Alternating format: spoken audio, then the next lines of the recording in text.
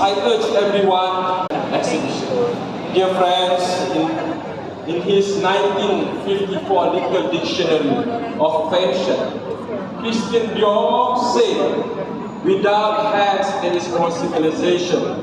In this situation, I incline to agree. Hands are intertwined with culture and particularly our identity.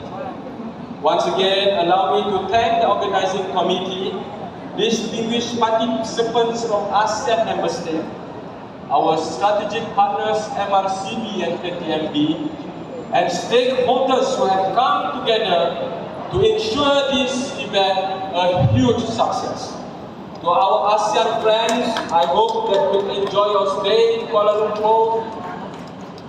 On that note, I declare the ASEAN Heritage Day 2024 Enhancing Connectivity Towards Cultural Diversity officially